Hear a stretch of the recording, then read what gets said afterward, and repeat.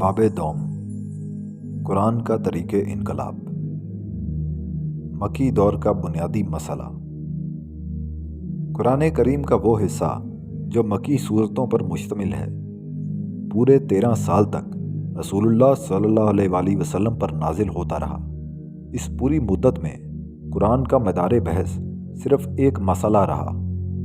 اس کی نوعیت میں کوئی تبدیلی نہ ہوئی مگر اسے پیش کرنے کا انداز برابر بدلتا رہا۔ قرآن نے اسے پیش کرنے میں ہر مرتبہ نیا اسلوب اور نیا پیرایا اختیار کیا اور ہر مرتبہ یوں محسوس ہوا کہ گویا اسے پہلی بار ہی چھیڑا گیا ہے۔ قرآن کریم پورے مکی دور میں اسی مسئلے کے حل میں لگا رہا۔ اس کی نگاہ میں یہ مسئلہ اس نئے دین کے تمام مسائل میں اولین اہمیت کا حامل تھا، عظیم تر مسئلہ تھا، اساسی اور اصولی مسئلہ تھا، عقیدے کا مسئلہ تھا۔ یہ مسئلہ 2 عظیم نظریوں پر مشتمل تھا،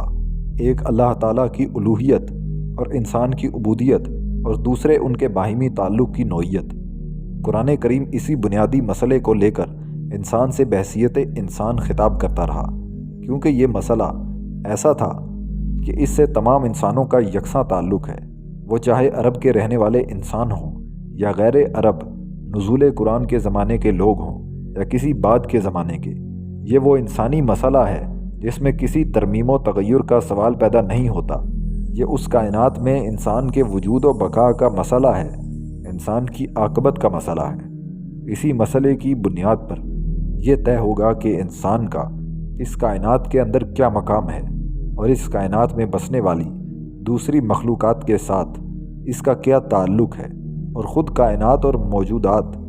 کے خالق کے ساتھ اس کا کیا رشتہ ہے۔ یہ وہ پہلو ہے جس کی وجہ سے اس مسئلے میں کبھی تبدیلی نہیں ہو سکتی،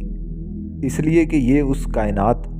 اور کائنات کے ایک حقیر جز انسان کے ساتھ براہ راست تعلق رکھتا ہے۔ مکی زندگی میں قرآن انسان کو یہ بتاتا رہا کہ اس کے اپنے وجود اور اس کے ارد گرد پھیلی ہوئی کائنات کی اصل حقیقت کیا ہے۔ وہ انسان کو یہ بتاتا ہے کہ وہ کون ہے، کہاں سے آیا ہے اور کس غرض کے لیے آیا ہے، اور آخر کار وہ کہاں جائے گا۔ وہ معدوم تھا، اسے کس نے خلط وجود بخشا، کون سی ہستی اس کا خاتمہ کرے گی، اور خاتمے کے بعد اسے کس انجام سے دوچار ہونا ہوگا۔ وہ انسان کو یہ بھی بتاتا ہے کہ اس وجود کی حقیقت کیا ہے جسے وہ دیکھتا اور محسوس کرتا ہے، اور وہ کون ہستی ہے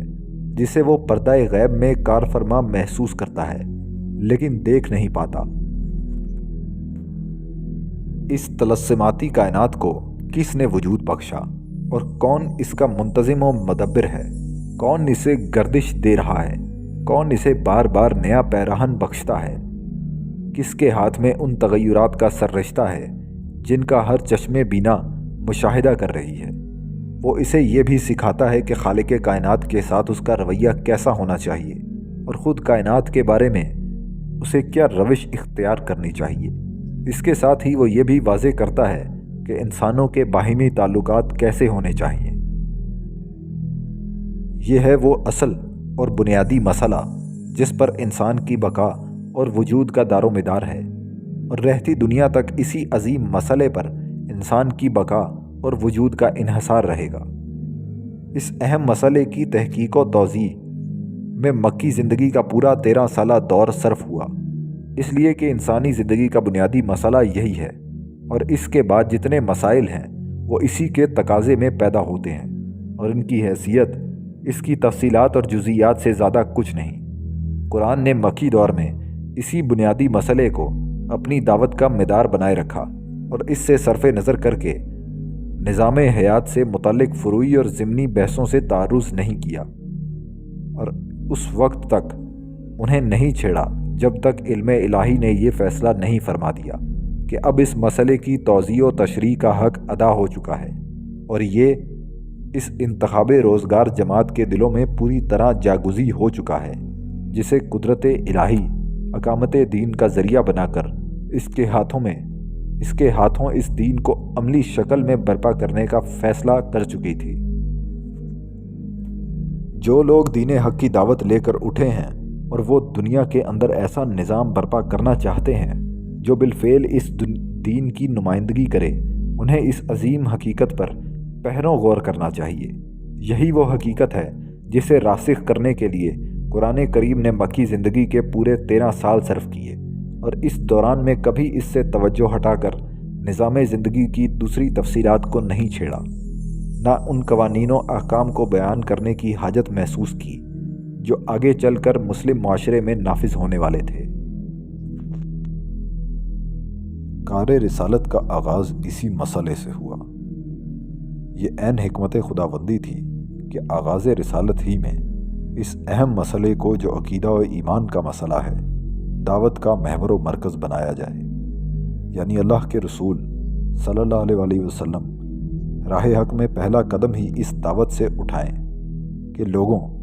گواہی دو کہ اللہ کے سوا کوئی الہ نہیں ہے، اور پھر اسی دعوت پر اپنا تمام وقت صرف کر دیں، انسانوں کو ان کے حقیقی پروردگار سے آگاہ کریں اور انہیں صرف اسی کی بندگی کی راہ پر لگائیں۔ اگر ظاہر بین نگاہ اور محدود انسانی عقل کی روشنی میں دیکھا جائے تو یوں محسوس ہوتا ہے کہ عرب اس طریقے دعوت سے بآسانی رام ہونے والے نہیں تھے۔ عرب اپنی زبان دانی کی بدولت الہ کا مفہوم اور لا الہ الا اللہ کا مدعا خوب سمجھتے تھے۔ انہیں اچھی طرح معلوم تھا کہ الوہیت سے مراد حاکمیت اعلیٰ ہے۔ وہ اس امر میں بھی کما کا آگاہ تھے کہ الوہیت کو صرف اللہ تعالیٰ کے لیے مخصوص گرداننے کے صاف معنی یہ ہیں کہ اقتدار پورے کا پورا کاہنوں، پروہتوں، قبائل کے سرداروں اور امراء و حکام کے ہاتھ سے چھین کر اللہ کی طرف لوٹا دیا جائے۔ ضمیر و قلب پر، مذہبی شعائر و مناسک پر، معاملات زندگی پر، مال و دولت اور عدل و قضا پر، الغرض ارواح و اجسام پر بہما وجوہ اللہ اور صرف اللہ کا اقتدار ہو۔ وہ خوب جانتے تھے کہ لا الہ الا اللہ کا اعلان در حقیقت اس دنیاوی اقتدار کے خلاف ایک چیلنج ہے جس نے الوہیت کی سب سے بڑی خصوصیت حاکمیت کو غصب کر رکھا ہے۔ یہ ان تمام قوانین اور نظاموں کے خلاف اعلان بغاوت ہے جو اس قبضہ غاصبانہ کی بنیاد پر وضع کیے جاتے ہیں، اور تمام ان قوتوں کے خلاف اعلان جنگ ہے جو خانہ ساز شریعتوں کی بدولت دنیا میں کوس لمن الملک بجاتی ہیں۔ عرب اپنی زبان کے نشیب و فراز سے بخوبی آگاہ تھے، اور وہ لا الہ الا اللہ کے حقیقی مفہوم کو پوری طرح سمجھ رہے تھے۔ ان سے یہ امر بھی پوشیدہ نہ تھا کہ ان کے خود ساختہ نظاموں اور ان کی پیشوائی اور قیادت کے ساتھ یہ دعوت کیا سلوک کرنا چاہتی ہے۔ اسی وجہ سے انہوں نے اس دعوت کا، یا باللفاظ دیگر اس پیام انقلاب کا، اس تشدد اور غیظ و غضب کے ساتھ استقبال کیا اور اس کے خلاف وہ معرکہ آرائی کی جس سے ہر خاص و عام واقف ہے۔ سوال یہ پیدا ہوتا ہے کہ اس دعوت کا آغاز اس انداز سے کیوں ہوا، اور حکمت الہی نے کس بنا پر یہ فیصلہ کیا کہ اس دعوت کا افتتاح ہی مصیبتوں اور آزمائشوں سے ہو۔ رسول اللہ صلی اللہ علیہ وآلہ وسلم نے قومیت کے نعرے سے کیوں ناکام کا آغاز کیا؟ رسول اللہ صلی اللہ علیہ وآلہ وسلم جب اللہ تعالیٰ کی طرف سے دین حق کو لے کر مبعوث ہوئے تو اس وقت حالت یہ تھی کہ عربوں کے سب سے زیادہ شاداب و زرخیز اور مالدار علاقے عربوں کے ہاتھ میں نہیں تھے، بلکہ دوسری اقوام ان پر قابض تھیں۔ شمال میں شام کے علاقے رومیوں کے زیر نگیں تھے، جن پر عرب حکام رومیوں کے زیر سایہ حکومت چلا رہے تھے۔ جنوب میں یمن کا پورا علاقہ اہل فارس کے قبضے میں تھا، جنہوں نے اپنے ماتحت عرب شیوخ کو فرائض حکمرانی سونپ رکھے تھے۔ عربوں کے پاس صرف حجاز، تہامہ اور نجد کے علاقے تھے، یا وہ بے آب و گیا صحرا تھے جن میں اکاد کے نخلستان پائے جاتے تھے۔ یہ بات بھی محتاج دلیل نہیں ہے کہ محمد صلی اللہ علیہ وآلہ وسلم اپنی قوم میں صادق اور امین کی حیثیت سے معروف تھے۔ آغاز رسالت سے 15 سال قبل اشراف قریش حجر اسود کے تنازع میں آپ کو اپنا حکم بنا چکے تھے اور آپ کے فیصلے کو بخوشی مان چکے تھے۔ نسب کے لحاظ سے بھی آپ بنو ہاشم کے چشم و چراغ تھے، جو قریش کا معزز ترین خاندان تھا۔ ان حالات و اسباب کی بنا پر یہ کہا جا سکتا ہے کہ رسول اللہ صلی اللہ علیہ وسلم اس بات پر پوری طرح قادر تھے کہ اپنے ہم وطنوں کے اندر عرب قومیت کے جذبے کو بھڑکاتے اور اس طرح ان قبائل عرب کو اپنے گرد جمع کر لیتے جنہیں باہمی جھگڑوں نے پارا پارا کر رکھا تھا اور کشت و خون اور انتقام در انتقام کی چکی میں بری طرح پسے ہوئے تھے۔ حضور صلی اللہ علیہ وسلم اگر چاہتے تو ان سب عربوں کو ایک جھنڈے تلے جمع کر کے انہیں قومیت کا درس دیتے اور شمال کے رومی اور جنوب کے ایرانی استعمار کے تسلط سے عرب سرزمین کو آزاد کرانے کے لیے اٹھ کھڑے ہوتے، عرب قومیت اور عربیت کا پرچم بلند کرتے اور جزیرۃ العرب کے تمام اطراف و اکناف کو ملا کر متحدہ عرب ریاست کی داغ بیل ڈال سکتے تھے۔ یہ حقیقت ہے کہ اگر رسول اللہ صلی اللہ علیہ وسلم قوم پرستی کے نعرے کو لے کر اٹھتے تو عرب کا بچہ بچہ اس پر لبیک کہتا ہوا لپکتا اور آپ کو وہ مصائب و آلام نہ سہنے پڑتے جو آپ صلی اللہ علیہ وسلم کو 13 سال تک صرف اس بنا پر سہنے پڑے کہ آپ کی دعوت اور نظریہ جزیرۃ العرب کے فرما رواؤں کی خواہشات سے متصادم تھا۔ مزید برآں یہ بھی حقیقت ہے کہ آپ میں یہ صلاحیت موجود تھی کہ جب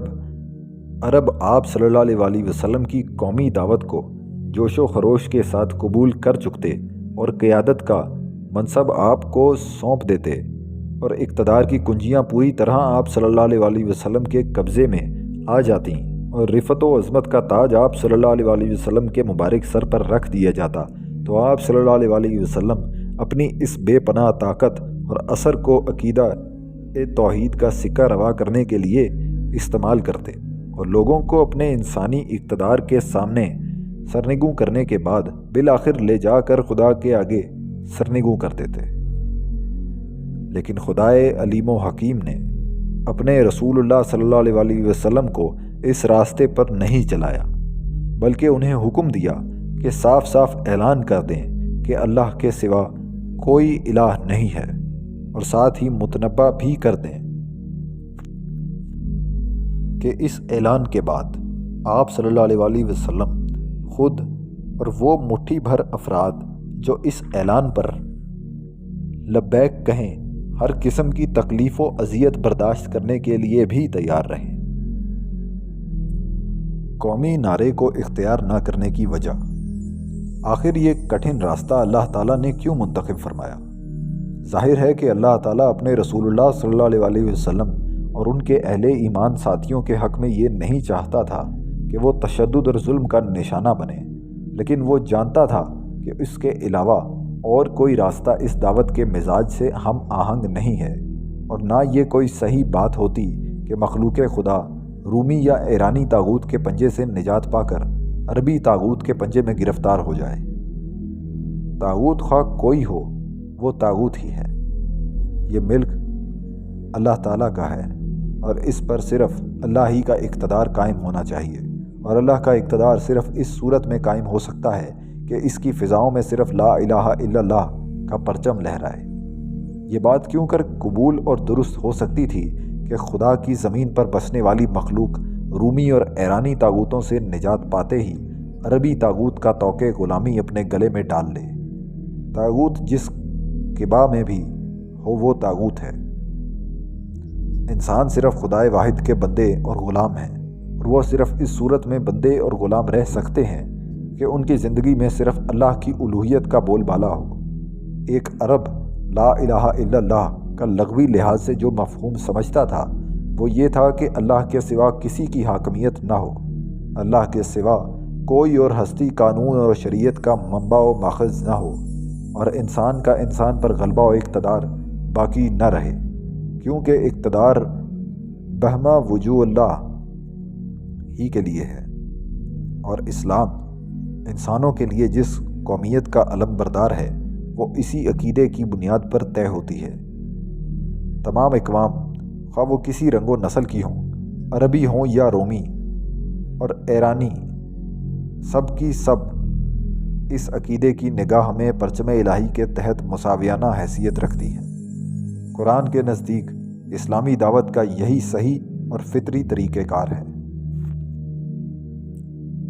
آپ صلی اللہ علیہ وسلم نے اقتصادی انقلاب کا طریقہ کار کیوں نہ اختیار کیا؟ رسول اللہ صلی اللہ علیہ وسلم کی بعثت کے وقت عرب معاشرہ دولت کی منصفانہ تقسیم اور عدل و انصاف کے صحت مندانہ نظام سے یکسر بیگانہ ہو چکا تھا۔ ایک قلیل گروہ تمام مال و دولت اور تجارت پر قابض تھا اور سودی کاروبار کے ذریعے اپنی تجارت اور سرمایہ کو برابر بڑھاتا اور پھیلاتا چلا جا رہا تھا۔ اس کے مقابلے میں ملک کی غالب اکثریت مفلوک الحال اور بھوک کا شکار تھی۔ جن لوگوں کے ہاتھ میں دولت تھی وہی عزت و شرافت کے اجارہ دار تھے۔ رہے بیچارے عوام تو وہ جس طرح مال و دولت سے تہی دامن تھے اسی طرح عزت و شرافت سے بھی بے بہرا تھے۔ اس صورتحال کے پیش نظر کہا جا سکتا ہے کہ نبی صلی اللہ علیہ وسلم نے کوئی اجتماعی تحریک کیوں نہ اٹھائی اور دعوت کا مقصد دولت کی منصفانہ تقسیم ٹھہرا کر امراء و شرفاء کے خلاف طبقاتی جنگ کیوں نہ چھیڑ دی تاکہ سرمایہ داروں سے محنت کش عوام کو ان کا حق دلواتے۔ یہ بھی کہا جا سکتا ہے کہ اگر رسول اللہ صلی اللہ علیہ وسلم اس دور میں ایسی کوئی اجتماعی تحریک اور دعوت لے کر اٹھتے تو عرب معاشرہ لازماً دو طبقوں میں بڑھ جاتا، مگر غالب اکثریت آپ صلی اللہ علیہ وسلم کی تحریک کا ساتھ دیتی اور سرمایہ اور جاہ و شرف کی ستم کیشیوں کے سامنے ڈٹ جاتی، اور آپ صلی اللہ علیہ وسلم کے مقابلے میں وہ معمولی سی اقلیت ہی رہ جاتی جو اپنے پشتینی مال و جاہ سے چمٹی رہتی۔ اگر رسول اللہ صلی اللہ علیہ وسلم یہ نہج اختیار فرماتے تو زیادہ مؤثر اور کارگر ہوتا، اور یہ صورت پیش نہ آتی کہ پورا معاشرہ لا الہ الا اللہ کے اعلان کے خلاف صف آرا ہو جائے اور صرف چند نادر روزگار ہستیاں ہی دعوت حق کے افق تک پہنچ سکیں۔ کہنے والا یہ بھی کہہ سکتا ہے کہ رسول اللہ صلی اللہ علیہ وسلم میں یہ صلاحیت بدرجہ کمال موجود تھی کہ جب اکثریت آپ صلی اللہ علیہ وسلم کی تحریک سے وابستہ ہو کر اپنی زمام اقتدار آپ صلی اللہ علیہ وسلم کے ہاتھ میں دے دیتی اور آپ صلی اللہ علیہ وسلم دولت مند اقلیت پر قابو پا کر اسے اپنا مطیع و فرما بردار بنا چکتے، تو آپ صلی اللہ علیہ وسلم اپنے اس منصب و اقتدار کو اور اپنی پوری قوت و طاقت کو اس عقیدہ توحید کے منوانے اور اسے قائم و راسخ کرنے میں استعمال کر لیتے، جس کے لیے دراصل اللہ تعالیٰ نے آپ صلی اللہ علیہ وسلم کو مبعوث فرمایا تھا۔ آپ صلی اللہ علیہ وسلم انسانوں کو پہلے انسانی اقتدار کے آگے جھکا کر پھر انہیں پروردگار حق کے آگے جھکا دیتے۔ ایسا طریقہ کار اختیار نہ کرنے کی وجہ، لیکن خدائے علیم و حکیم نے آپ صلی اللہ علیہ وسلم کو اس طریقہ کار پر بھی چلنے کی اجازت نہ دی۔ خدا کو معلوم تھا کہ یہ طریقہ کار دعوت اسلامی کے لیے موزوں و مناسب نہیں ہے، اور جانتا تھا کہ معاشرے کے اندر حقیقی اجتماعی انصاف کے سوتے صرف ایک ایسے ہمہ گیر نظریے کے چشمہ صافی ہی سے پھوٹ سکتے ہیں جو معاملات کی زمام کار کلیتاً اللہ کے ہاتھ میں دیتا ہو، اور معاشرہ ہر اس فیصلے کو برضا و رغبت قبول کرتا ہو جو دولت کی منصفانہ تقسیم اور اجتماعی کفالت کے بارے میں بارگاہ الہی سے صادر ہو، اور معاشرے کے ہر فرد کے دل میں، پانے والے کے دل میں بھی اور دینے والے کے دل میں بھی یہ بات پوری طرح منکش ہو کہ وہ جس نظام کو نافذ کر رہا ہے اس کا شارع اللہ تعالیٰ ہے، اور اس نظام کی اطاعت سے اسے نہ صرف دنیا کے اندر فلاح کی امید ہے بلکہ آخرت میں بھی وہ جزائے خیر پائے گا۔ معاشرے کی یہ کیفیت نہ ہو کہ کچھ انسانوں کے دل میں حرص و آز کے جذبات سے امنڈ رہے ہوں اور کچھ دوسرے انسانوں کے دل حسد و کینہ کی آگ میں جل رہے ہوں۔ معاشرے کے تمام معاملات تلوار اور ڈنڈے کے زور پر طے کیے جا رہے ہوں، تخفیف، ڈھونس اور تشدد کے بل پر فیصلے نافذ کیے جا رہے ہوں، انسانوں کے دل ویران اور ان کی روحیں دم توڑ رہی ہوں، جیسا کہ آج ان نظاموں کے تحت ہو رہا ہے جو غیر اللہ کی الوہیت پر قائم ہے۔ آپ صلی اللہ علیہ وسلم نے اصلاح اخلاق کی مہم سے دعوت کا آغاز کیوں نہ کیا؟ رسول اللہ صلی اللہ علیہ وسلم کی تشریف آوری کے وقت جزیرۃ العرب کی اخلاقی سطح ہر پہلو سے انحطاط کے آخری کنارے تک پہنچی ہوئی تھی۔ صرف چند بدویانہ فضائل اخلاق خام حالت میں موجود تھے۔ ظلم اور جارحیت نے معاشرے کو پوری طرح اپنی لپیٹ میں لے رکھا تھا۔ جاہلی دور کا نامور شاعر زہیر ابن ابی سلمہ اسی معاشرتی فساد کی طرف اپنے اس شعر میں حکیمانہ انداز سے اشارہ کرتا ہے۔ جو ہتھیار کی طاقت سے اپنا دفاع نہیں کرے گا تباہ و برباد ہوگا، اور جو خود پڑھ کر لوگوں پر ظلم نہیں کرے گا تو وہ خود بالآخر ظلم کا شکار ہو جائے گا۔ اسی خرابی کی طرف جاہلی دور کا یہ مشہور و معروف مقولہ بھی اشارہ کرتا ہے کہ اپنے بھائی کی مدد کرو، خواہ وہ ظلم کر رہا ہو یا اس پر ظلم ہو رہا ہو۔ شراب خوری اور جوا بازی معاشرتی زندگی کی روایت بن چکے تھے اور ان پر فخر کیا جاتا تھا۔ جاہلی دور کی تمام شاعری خمر اور قمار کے محور پر گھومتی ہے۔ طرفہ ابن العبد کہتا ہے، اگر 3 چیزیں جو ایک نوجوان کی زندگی کا لازمہ ہیں نہ ہوتیں تو مجھے کسی چیز کی پرواہ نہ رہتی، بشرط یہ کہ مجھے تا بسد رمق غذا ملتی رہتی۔ ان میں سے ایک میرا اپنے رقیبوں سے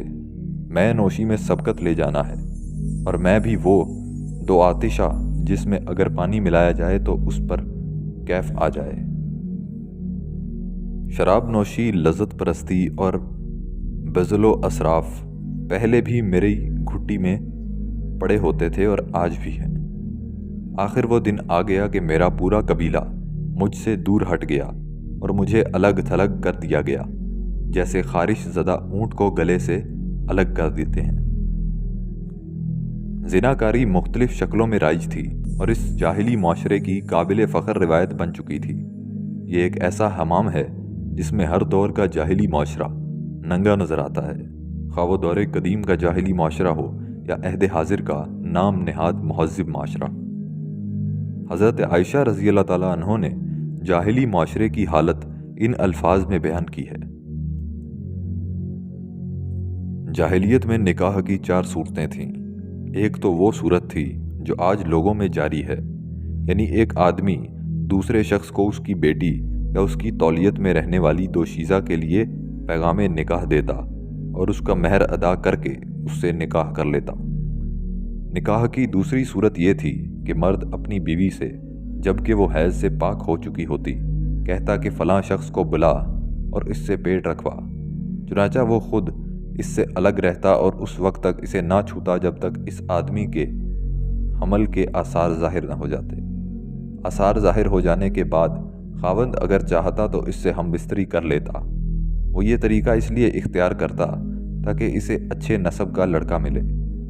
نکاح کی اس شکل کو استبضاء کہا جاتا تھا۔ نکاح کی ایک تیسری صورت بھی تھی۔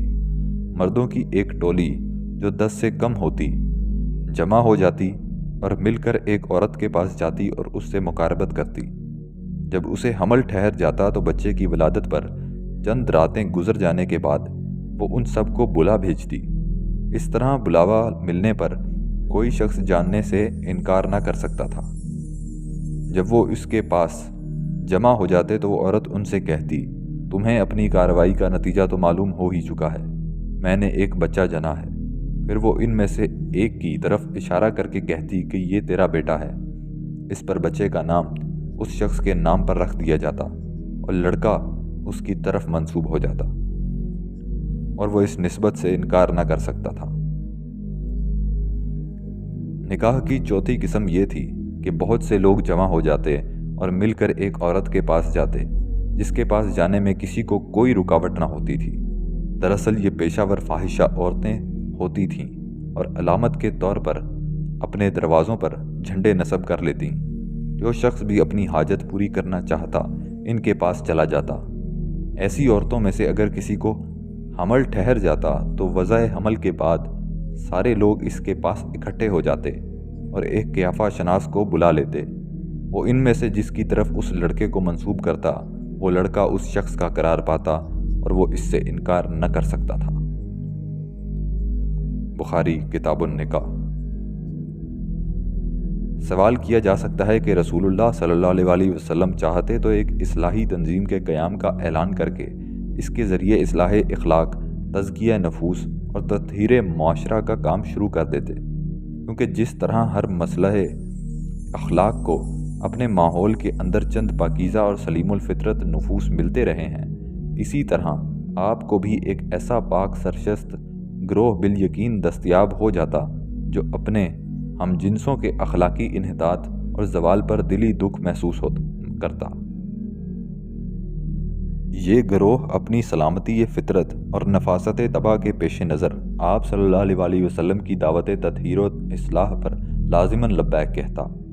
یہ بھی کہا جا سکتا ہے کہ اگر رسول اللہ صلی اللہ علیہ وسلم اس کام کا بیڑا اٹھاتے تو بڑی آسانی سے اچھے انسانوں کی ایک جماعت کی تنظیم میں کامیاب ہو جاتے۔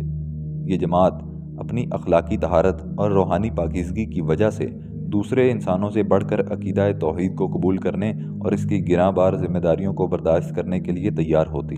اور اس حکیمانہ آغاز سے آپ صلی اللہ علیہ وسلم کی یہ دعوت کہ الوہیت صرف خدا کے لیے مخصوص ہے پہلے ہی مرحلے میں تند و تیز مخالفت سے دوچار نہ ہوتی۔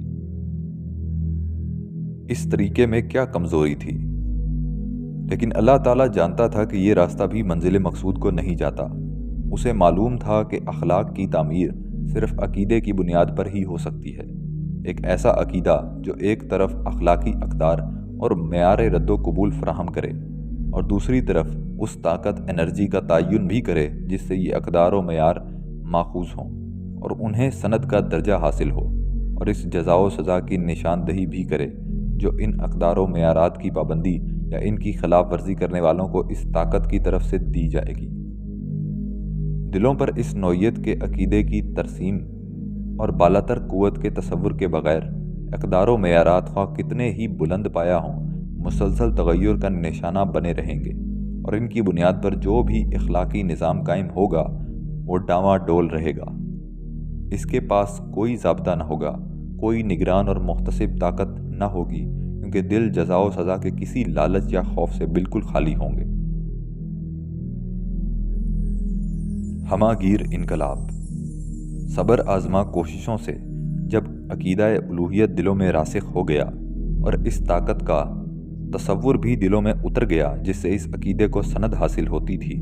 دوسرے لفظوں میں جب انسانوں نے اپنے رب کو پہچان لیا اور صرف اسی کی بندگی کرنے لگے، جب انسان خواہشات نفس کی غلامی سے اور اپنے ہی جیسے دوسرے انسانوں کی آکائی سے آزاد ہو گئے اور لا الہ الا اللہ کا نقش دلوں میں پوری طرح مرتسم ہو گیا، تو اللہ تعالیٰ نے اس عقیدے اور اس عقیدے کے ماننے والوں کے ذریعے وہ سب کچھ فراہم کر دیا جو وہ تجویز کر سکتے تھے۔ خدا کی زمین رومی اور ایرانی سامراج سے پاک ہو گئی، لیکن اس تطہیر کا مدعا یہ نہیں تھا کہ اب زمین پر عربوں کا سکہ رواں ہو، بلکہ اس لیے کہ اللہ کا بول بالا ہو۔ چنانچہ زمین خدا کے سب باغیوں سے، اور وہ رومی تھے یا ایرانی اور عربی، پاک کر دی گئی۔ نیا اسلامی معاشرہ اجتماعی ظلم اور لوٹ کھسوٹ سے بالکل پاک تھا۔ یہ اسلامی نظام تھا اور اس میں عدل الہی پوری طرح جلوہ گر تھا۔ یہاں صرف میزان الہی میں ہر خوب و زشت اور صحیح و غلط کو تولا جاتا تھا۔ اس عدل اجتماعی کی بنیاد توحید تھی اور اس کا اصطلاحی نام اسلام تھا۔ اس کے ساتھ کسی اور نام یا اصطلاح کا اضافہ کبھی گوارا نہیں کیا گیا۔ اس پر صرف یہ عبارت کنندہ تھی، لا الہ الا اللہ۔ سروری زیبا فقط اس ذات بے ہمتا کو ہے۔ نفوس اور اخلاق میں نکھار آ گیا، قلوب و ارواح کا تزکیہ ہو گیا، اور یہ اصلاح اس انداز سے ہوئی کہ چند مستثنی مثالوں کو چھوڑ کر ان حدود و تعزیرات کے استعمال کی نوبت ہی نہ آئی جنہیں اللہ تعالیٰ نے قائم فرمایا تھا۔ اس لیے کہ اب ضمیروں کے اندر پولیس کی چوکیاں قائم ہو گئیں، اب خدا کی خوشنودی کی طلب، اجر کی خواہش، خدا کے غضب اور عذاب کا خوف محتسب کا فرض انجام دے رہا تھا۔ الغرض انسانی نظام، انسانی اخلاق اور انسانی زندگی کمال کی اس بلندی تک پہنچ گئی جس تک نہ پہلے پہنچی تھی اور نہ صدر اول کے بعد آج تک پہنچ سکی ہے۔ یہ انقلاب عظیم کیسے برپا ہوا؟ یہ انقلاب عظیم اور کمال انسانیت صرف اس بنا پر حاصل ہوا کہ جن لوگوں نے دین حق کو ایک ریاست، ایک نظام اور جامع قانون و شریعت کی شکل میں قائم کیا تھا، وہ خود پہلے اسے اپنے قلب و ضمیر اور اپنی زندگی میں قائم کر چکے تھے، اسے عقیدہ و فکر کے طور پر تسلیم کر چکے تھے، اپنے اخلاق کو اس سے آراستہ و پیراستہ کر چکے تھے، اپنی عبادات میں اسے سند دے چکے تھے اور اپنے معاملات میں اس کا سکہ روا کر چکے تھے۔ اس دین کے قیام پر ان سے صرف ایک ہی وعدہ کیا گیا تھا۔ اس وعدے میں غلبہ و اقتدار عطا کر دینے کا کوئی جز شامل نہیں تھا، حتیٰ کہ یہ جز بھی شامل نہ تھا کہ یہ دین لازماً انہی کے ہاتھوں غالب ہوگا۔ ان سے جو کچھ کہا گیا وہ صرف اتنا تھا کہ اقامت دین کے عوض انہیں جنت ملے گی۔ جو صبر آزما جہاد ان لوگوں نے کیا، جو زہرہ گداز آزمائشیں انہوں نے سہیں، جس پامردی اور استقامت کے ساتھ وہ راہ دعوت پر رواں دوا رہے، اور پھر بالآخر جس طرح انہوں نے جاہلیت کے مقابلے میں اس حقیقت کبریٰ کا ساتھ دیا جو لا الہ الا اللہ کے اندر پنہاں ہے اور جو ہر زمان و مکان کے فرما رواؤں کے لیے ناگوار رہی ہے۔ ان سب خدمات کے عوض ان سے صرف ایک وعدہ کیا گیا جس کا اوپر ذکر کیا جا چکا ہے، یعنی فقط وعدہ فردا۔ جب اللہ تعالیٰ نے انہیں آزمائش کی بھٹی میں ڈالا اور وہ ثابت قدم رہے اور ہر نفسانی خواہش اور حرص سے دستبردار ہو گئے، اور جب اللہ تعالیٰ نے جان لیا کہ وہ اس دنیا کے اندر اب کسی طور جزا اور صلے کے منتظر نہیں ہیں، نہ انہیں اس کا انتظار ہے کہ یہ دعوت لازماً انہی کے ہاتھوں غلبہ حاصل کرے اور یہ دین انہی کی قربانیوں اور کوششوں سے بالا و برتر ہو، ان کے دلوں میں نہ آباء و اجداد کا تفاخر باقی رہا، نہ قومی گھمنڈ کے جراثیم، نہ وطن و ملک کی بڑائی کا جذبہ رہا، اور نہ قبائلی اور نسبی عصبیتوں کی خوشبو رہی۔ بس جب اللہ تعالیٰ نے انہیں ان نسبی عصبیتوں کی بو رہی بس جب اللہ تعالیٰ نے انہیں ان خوبیوں سے آراستہ دیکھا، تب جا کر ان کے حق میں یہ فیصلہ دیا کہ یہ لوگ اب امانت عظمیٰ یعنی خلافت ارضی کے بار کو اٹھا سکتے ہیں۔ یہ اس عقیدے میں کھڑے ہیں جس کا تقاضا ہے کہ ہر طرح کی حاکمیت صرف خدائے واحد کے لیے مخصوص ہو، دل و ضمیر پر، اخلاق و عبادات پر، جان و مال پر اور حالات و ظروف پر صرف اسی کی حاکمیت ہو۔ خدا کو معلوم تھا کہ یہ اس سیاسی اقتدار کے سچے محافظ ثابت ہوں گے جو ان کے ہاتھوں میں اس غرض کے لیے دیا جائے گا کہ تاکہ شریعت الہی کو نافذ کریں اور عدل الہی کو قائم کریں۔ مگر اس اقتدار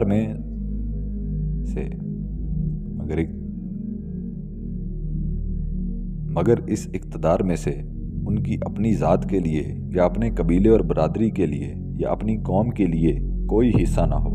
بلکہ وہ سراسر اللہ تعالیٰ کے لیے خالص ہو اور اللہ کے دین اور اس کی شریعت کی خدمت کے لیے ہو، کیونکہ وہ جانتے ہیں کہ اس اقتدار کا منبع صرف اللہ ہے اور اسی نے ان کی تحویل میں دیا ہے۔ نظام حق کی کامیابی کا واحد راستہ۔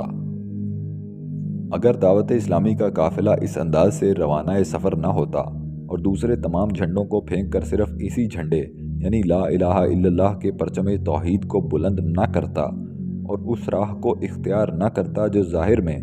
دشوار گزار اور جان گسل نظر آتی تھی مگر حقیقت میں آسان اور برکت بدامہ تھی، تو اس مبارک اور پاکیزہ نظام کا کوئی جز بھی اتنے بلند معیار کے ساتھ ہرگز بروئے عمل نہ آ سکتا تھا۔ اسی طرح اگر یہ دعوت اپنے ابتدائی مراحل میں قومی نعرے بن کر سامنے آتی یا اقتصادی تحریک کے لبادے میں نظر آتی یا اصلاحی مہم کا قالب اختیار کرتی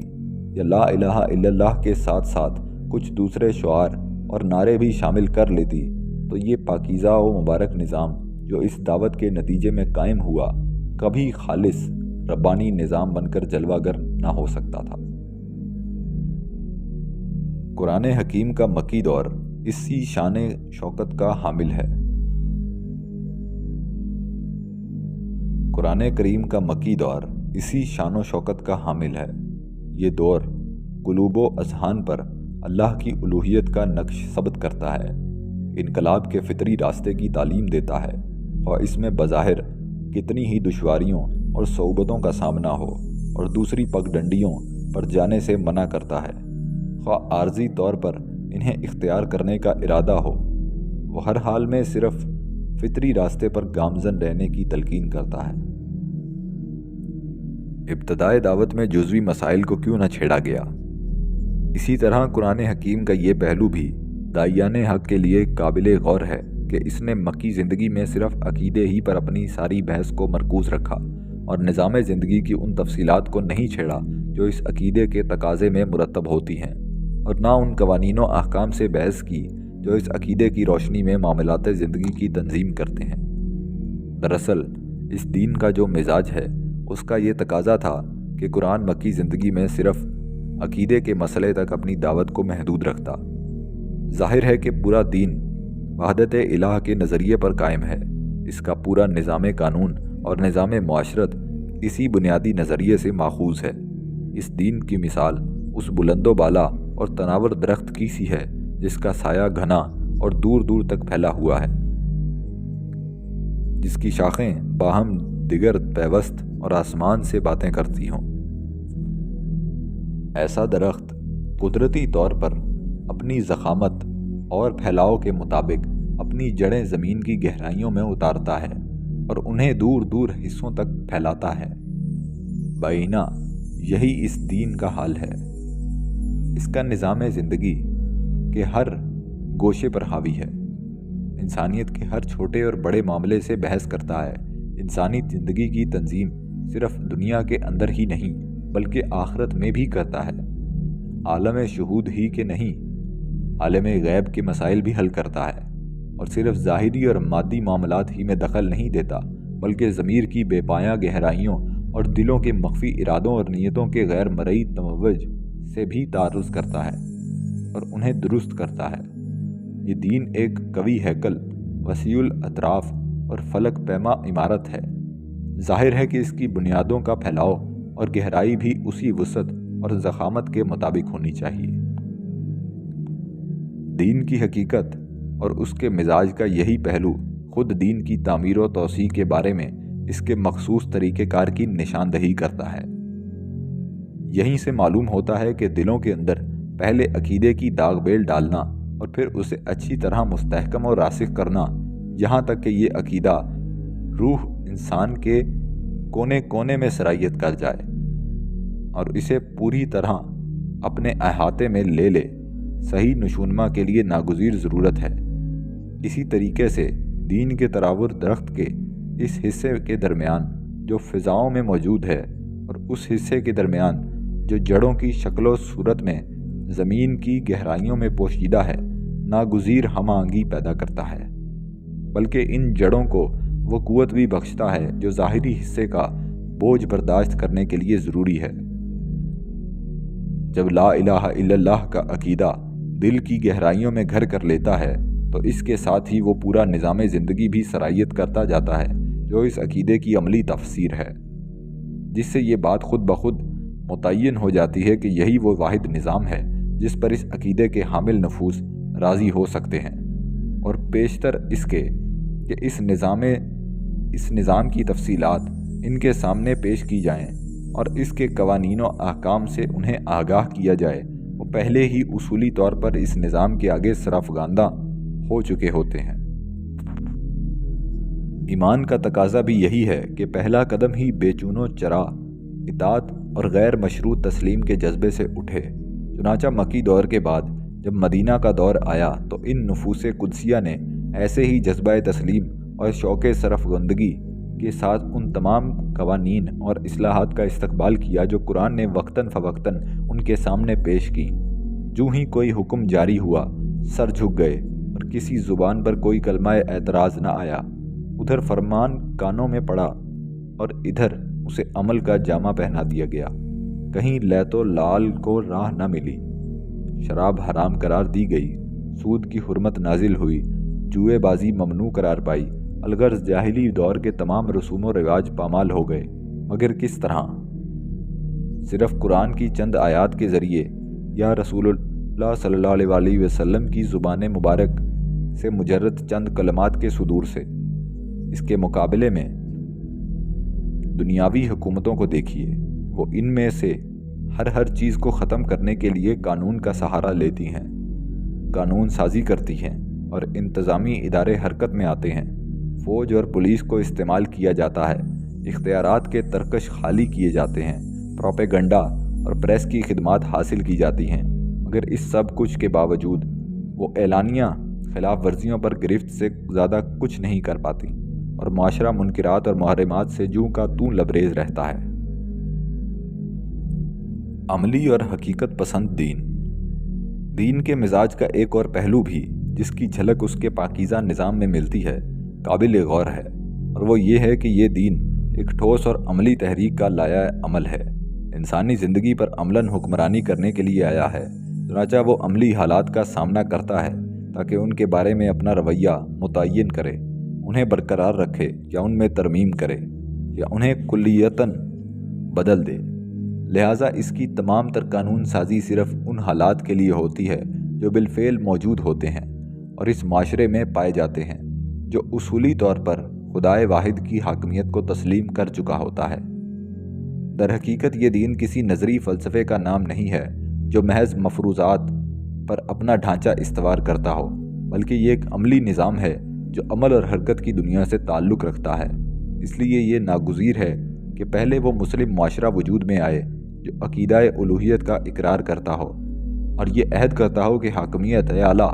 خدا کے سوا کسی کو حاصل نہیں ہے،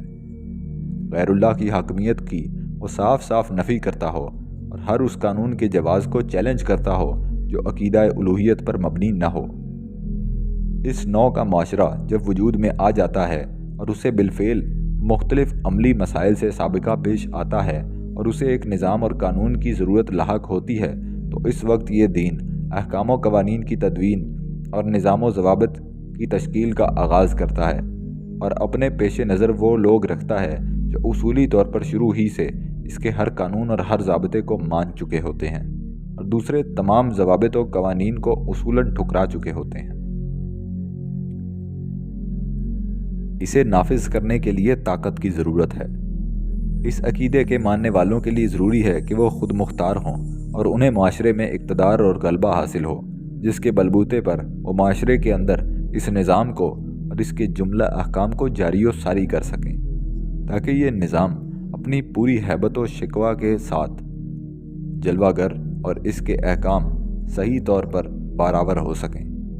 علاوہ ازیں معاشرے کو جب روزمرہ کے عملی مسائل سے واسطہ پڑے گا تو ان سے نمٹنے کے لیے بھی احکام و قوانین کی ضرورت محسوس ہوگی۔ اس ضرورت اور تقاضے کو پورا کرنے کے لیے سیاسی قوت ناگزیر ہے۔ مکی زندگی میں مسلمان خود مختار نہ تھے اور اپنے معاشرے میں بھی انہیں کوئی اقتدار حاصل نہ تھا۔ ان کی عملی زندگی نے ابھی مستقل اور جداگانہ شکل بھی اختیار نہیں کی تھی کہ اسے وہ شریعت الہی کے تحت منظم کرتے۔ چنانچہ اللہ تعالیٰ کی طرف سے بھی اس دور میں ان کے لیے کوئی انتظامی ضابطے اور عملی قوانین نازل نہیں ہوئے۔ اس دور میں انہیں درگاہ خداوندی سے جو کچھ عطا ہوا وہ عقیدہ اور صرف عقیدہ تھا، یا اس عقیدے کے رگ و پے میں اترنے کے بعد اس کے نتیجے میں پیدا ہونے والے اخلاق عالیہ تھے۔ لیکن جب مدنی زندگی میں ان کی ایک خود مختار ریاست وجود میں آ گئی تو اللہ تعالیٰ کی طرف سے ان پر زندگی کے عام ضوابط و احکام کا نزول بھی شروع ہو گیا اور ان کے لیے وہ نظام منصۂ شہود پر آ گیا جو مسلم معاشرے کی عملی ضروریات کو بخوبی پورا کرتا تھا۔ ریاست کی طاقت اس کی پشت پناہ اور قوت نافذہ تھی۔ اللہ تعالیٰ نے یہ نہیں پسند فرمایا کہ تمام ضوابط و قوانین مکے کے اندر ہی نازل کر دیے جاتے تاکہ مسلمان تیار حالت میں ان کا ذخیرہ کر کے رکھ لیتے اور مدینہ میں منتقل ہونے کے بعد جو ہی اسلامی ریاست کا قیام عمل میں آتا انہیں فی الفور نافذ اور جاری کر دیا جاتا۔ یہ طریقہ کار مزاج دین کے منافی ہے۔ یہ دین اس طرح کی احتیاطی تدابیر سے کہیں زیادہ عملی اور کہیں زیادہ دور اندیش ہے۔ اس کا یہ طریقہ نہیں ہے کہ فرضی مسائل کے لیے فرضی حل تلاش کرنے میں وقت ضائع کر کے، بلکہ وہ قائم شدہ صورت احوال کا جائزہ لیتا ہے اور اگر یہ دیکھتا ہے کہ فی الحقیقت ایک ایسا زندہ اور توانا معاشرہ موجود ہے جو اپنے قالب و شکل کے اعتبار سے اور اپنے حالات اور مسائل کے لحاظ سے مسلم معاشرہ ہے، شریعت الہی کے سامنے سرنگوں ہو چکا ہے اور غیر الہی شرائع سے بیزار ہے، تو ایسی صورت میں بے شک یہ دین اس معاشرے کے حالات و ضروریات کے مطابق قوانین وضع کر کے ان کے نفاذ کا مطالبہ کرتا ہے۔ اسلامی قانون کی پیشگی تشکیل لا حاصل ہے۔ جو لوگ آج اسلام سے یہ مطالبہ کرتے ہیں کہ پہلے وہ اپنے نظریات مدون کرے، اپنے نظام کا ڈھانچہ تیار کرے، اپنے قوانین حیات کا دفتر تیار کرے، حالانکہ وہ دیکھ رہے ہیں کہ روئے زمین پر کہیں ایسا معاشرہ نظر نہیں آتا جس نے دوسرے تمام انسانی قوانین کو مسترد کر کے بالفعل شریعت الہی کے ہاتھ میں اپنی زمام حکومت دے رکھی ہو اور اسے وہ اختیارات بھی حاصل ہوں جس کے بل پر اس کے قوانین کو نافذ کیا جا سکے، تو صاف معلوم ہو جاتا ہے کہ اسلام سے اس قسم کا مطالبہ کرنے والے در حقیقت اس دین کے مزاج سے ناآشنا ہیں اور زندگی کی بے قرار پہنائیوں میں دین کے عملی کردار سے ناواقف ہیں۔ انہیں اس بات کا بھی علم نہیں ہے کہ دین کی عملی تنفیذ سے اللہ تعالیٰ کی منشا کیا ہے۔ در حقیقت ایسا مطالبہ کرنے والے حضرات کی اصل خواہش یہ ہے کہ یہ دین اپنی فطرت سے منحرف ہو جائے، اپنی اصل طریقہ کار تج دے، اپنی تاریخ بدل ڈالے اور عام انسانی نظریات اور انسانی شریعتوں کی سطح پر اتر آئے۔ ان کی کوشش یہ ہے کہ یہ اپنی فطری شاہراہ اور فطری مراحل کو نظر انداز کر کے کوئی مختصر راستہ اختیار کر لے تاکہ ان کی فوری اور عارضی خواہشات کی تسکین ہو سکے، اور خواہشات بھی وہ جن کی پیدائش کا سبب وہ نفسیاتی شکست ہے جو گھٹیا اور بے بضاعت انسانی قوانین کے مقابلے میں ان پر طاری ہو چکی ہے۔ بائیں ہمہ وہ یہ چاہتے ہیں کہ یہ دین بھی مجرد نظریات اور مفروضات کا مجموعہ بن کر رہ جائے جن کا موضوع بحث ایسے حالات و وقائع ہوں جن کا عملی وجود انکا ہو، مگر اللہ تعالیٰ کا منشا یہ ہے کہ یہ دین اسی طرح نافذ ہو جس طرح پہلے نافذ ہوا تھا۔ پہلے اسے بطور عقیدہ تسلیم کیا جائے جو دل و دماغ کی گہرائیوں میں اتر ہے اور قلب و ضمیر پر اپنی سلطنت قائم کرے، پھر اس عقیدے کے تقاضے پورے کیے جائیں۔ اس کا اولین تقاضا یہ ہے کہ انسان خدا کے سوا کسی کے آگے نہ جھکیں، خدا کے ماں سوا کسی ہستی سے قوانین حیات اخذ نہ کریں۔ جب اس عقیدے کی حامل ایک جماعت تیار ہو جائے اور معاشرے پر اسے عملی غلبہ نصیب ہو جائے تو اس عقیدے کی روشنی میں ایسے تمام قوانین بنتے رہیں گے جو اس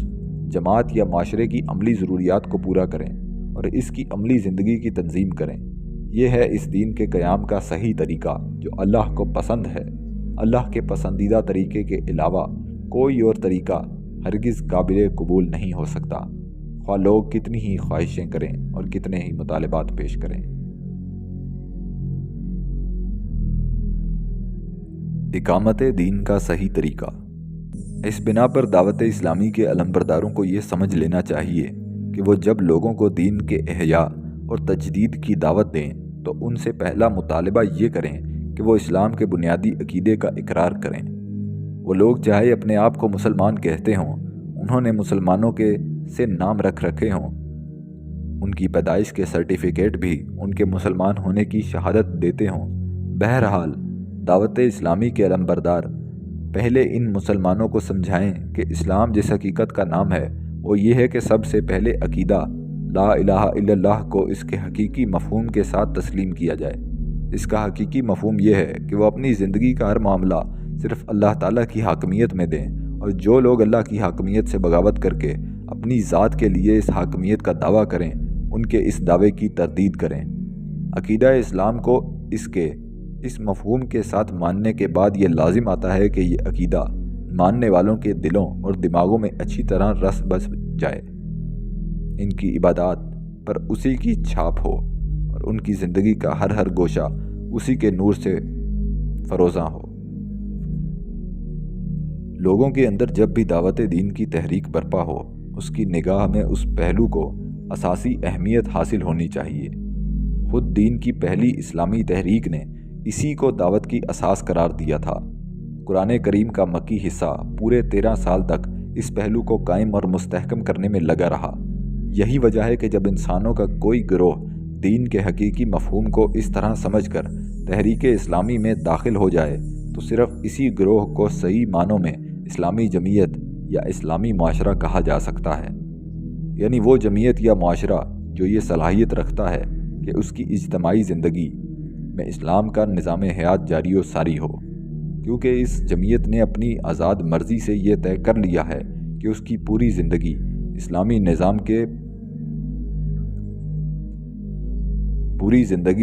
نظام پر استوار ہو، اور وہ کسی معاملے میں بھی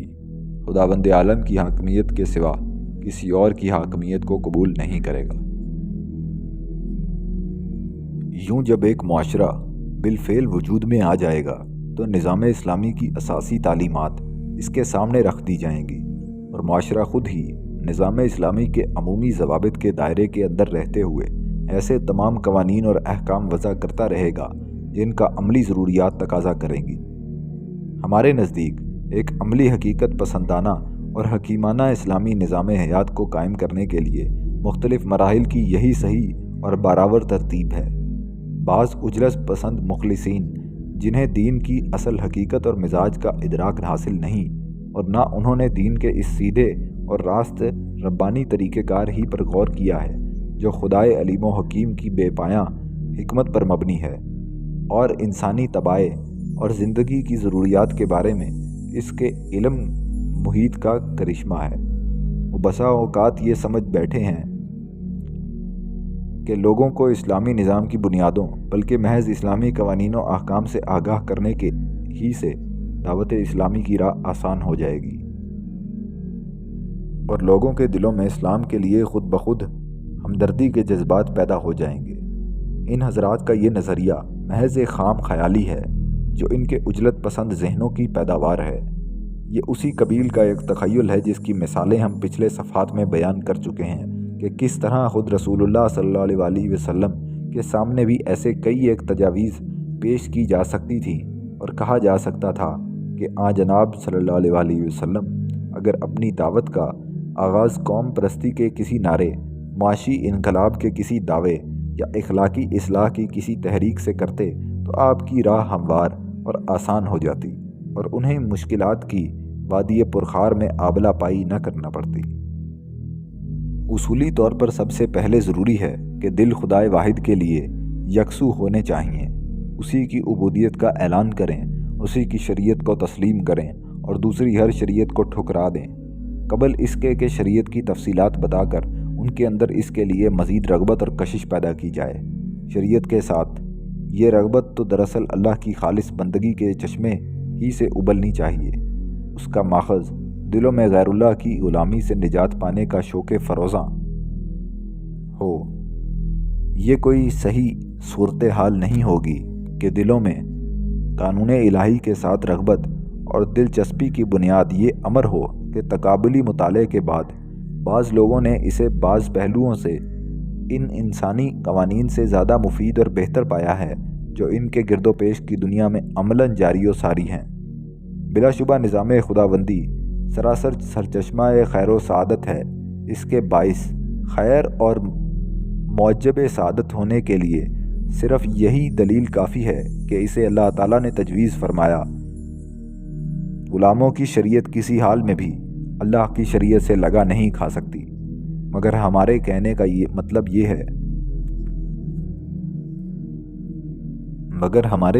مطلب یہ ہے کہ یہ حقیقت نفس الامری دعوت اسلامی کی بنیاد نہیں ہے۔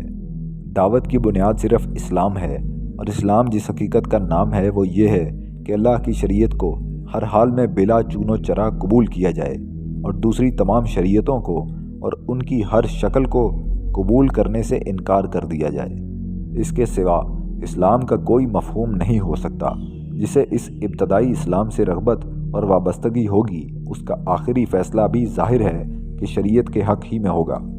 مگر اس کے بعد وہ اس بات کا محتاج نہیں رہے گا کہ اسلامی نظام کی آن بان، اس کے حسن و جمال اور اس کی افضلیت و برتری کی تفصیلات سنا کر اسے ترغیب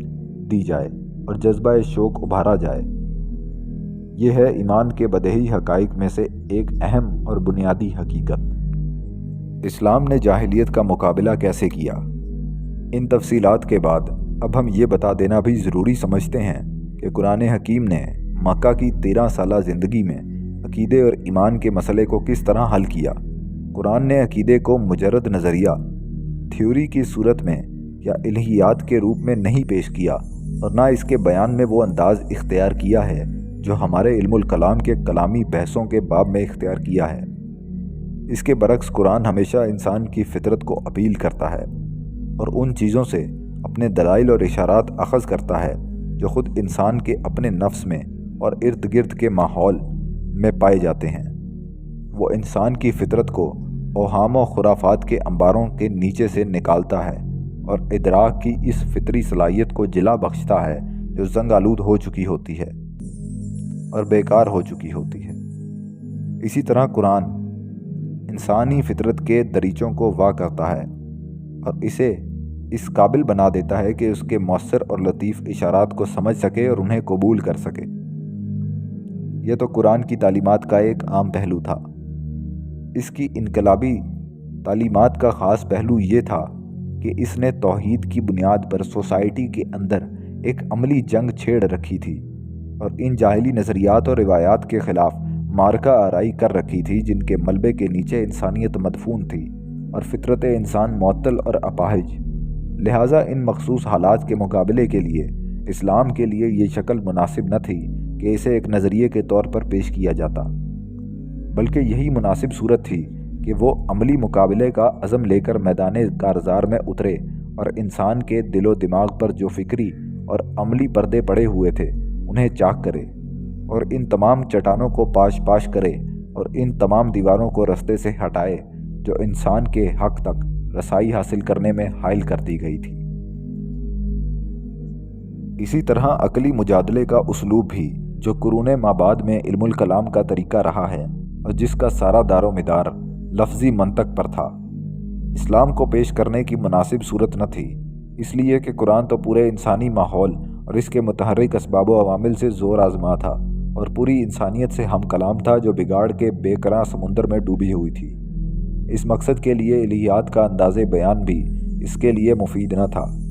اس لیے کہ اسلامی عقیدہ اگرچہ وجدان سے تعلق رکھتا ہے مگر وہ در حقیقت عملی زندگی کا ایک لائحہ پیش کرتا ہے اور عمل کی دنیا میں اس کا نفاذ کرتا ہے۔ الہیات کی نظری بحثوں اور ذہنی خیال آرائیوں کی طرح وہ زندگی کے محدود اور تنگ دائرے میں محصور نہیں رہتا۔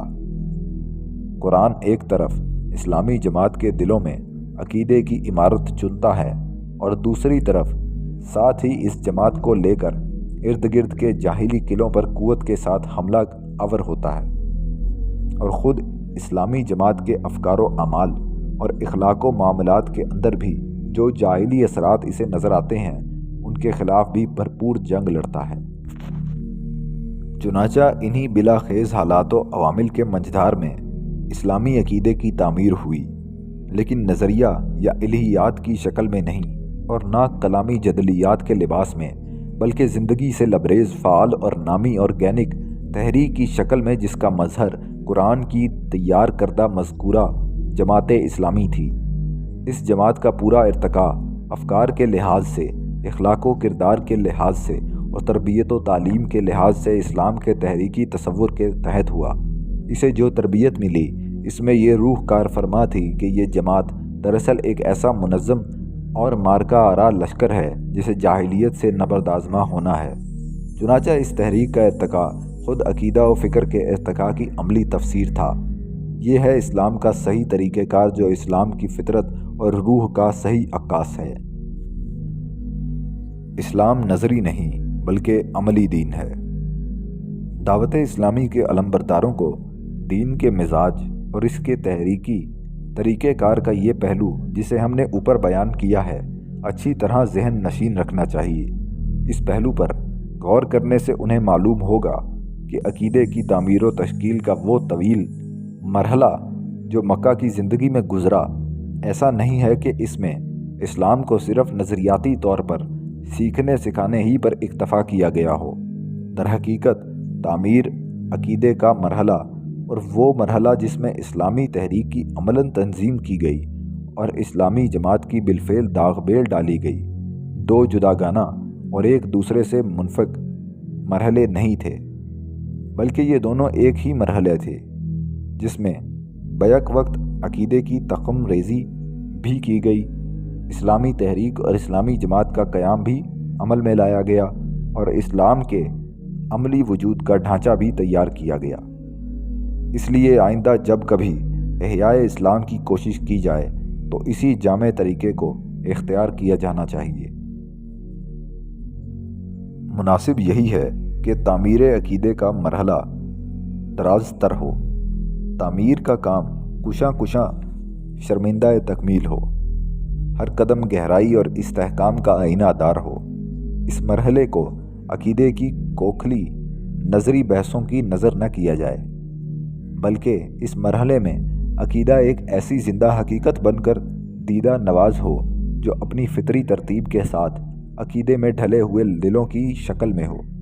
ایسے متحرک جماعتی نظام کی شکل میں ہو جس کا داخلی اور خارجی ارتقاء خود عقیدے کے ارتقاء کا مظہر ہو، ایسی عملی تحریک کی شکل میں ہو جو جاہلیت کو میدان عمل میں اتر کر للکار رہی ہو، اور نہ صرف فکر و نظر کے محاذ پر بلکہ عمل و کردار کے محاذ پر بھی اس سے گرمِ پیکار ہوتا کہ یہ عقیدہ پیکر محسوس میں تبدیل ہو جائے اور اس کشمکش کے اندر رہ کر نشوونما حاصل کرے۔ جہاں تک اسلام کا تعلق ہے، یہ بات اس کے نزدیک انتہائی غلط ہی نہیں، انتہائی خطرناک بھی ہے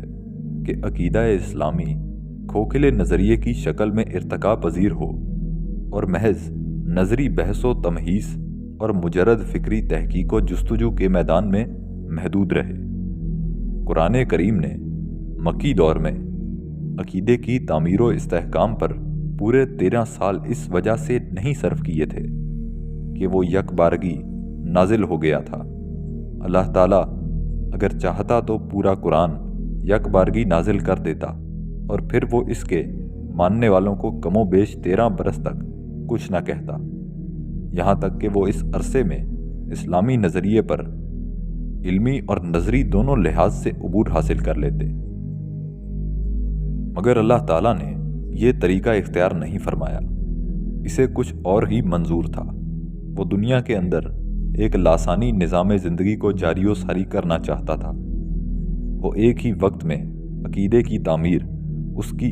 علم بردار تحریک کی تاسیس اور اس کے نمائندہ معاشرے کی تنظیم پروئے کار لانا چاہتا تھا۔ وہ چاہتا تھا کہ عقیدہ کی قوت سے تحریک اور جماعت برپا ہو اور تحریک اور جماعت کے سیل رواں سے عقیدہ فروغ پذیر ہو۔ وہ چاہتا تھا کہ عقیدہ جماعت کی متحرک اور عملی زندگی سے عبارت ہو اور جماعت کی حرکت و گرمی عقیدے کی آئینہ داری کرے۔ اللہ تعالیٰ جانتا تھا کہ انسانوں کی اصلاح اور معاشرے کی صحت مندانہ تشکیل ایسا کام نہیں ہے کہ راتوں رات ہو جائے، اس لیے کہ عقیدے کی تعمیر و فروغ میں اتنی ہی مدت لازماً صرف ہوتی ہے جتنی مدت کسی فرد کی اصلاح اور جماعت کی تشکیل و تنظیم کے لیے درکار ہوتی ہے۔ کہ ادھر عقیدے کی تعمیر پایا تکمیل کو پہنچے اور ادھر ایک ایسی مضبوط جماعت منصع شہود پر آ جائے جو اس کا مظہر حقیقی اور عملی تفسیر ہو۔ اس دین کا یہی مزاج ہے۔ قرآن کریم کے مکی دور سے بھی اس مزاج کا ثبوت ملتا ہے۔ ہمیں دین کا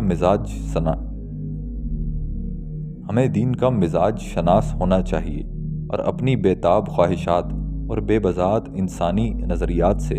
ہزیمت خوردہ احساسات کی رو میں بہہ کر دین کے مزاج میں تغیر و تبدل کرنے کی کوشش نہ کرنی چاہیے۔ دین اپنے اسی مخصوص مزاج کے کرشموں سے پہلے بھی امت مسلمہ کے نام سے ایک عظیم امت کی تخلیق کا کارنامہ سر انجام دے چکا ہے، اور آئندہ بھی جب کبھی امت مسلمہ کو دنیا میں دوبارہ کھڑا کرنے کا ارادہ کیا جائے گا تو دین کے اسی مزاج اور طریقہ کار کی روشنی میں اسے تیار کیا جا سکے گا۔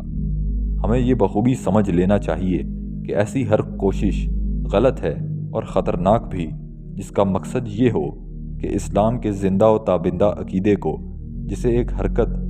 پذیر توانا اور جیتے جاگتے معاشرے کے رگ و پے میں سرایت کرنا چاہیے اور ایک منظم تحریک کے قالب میں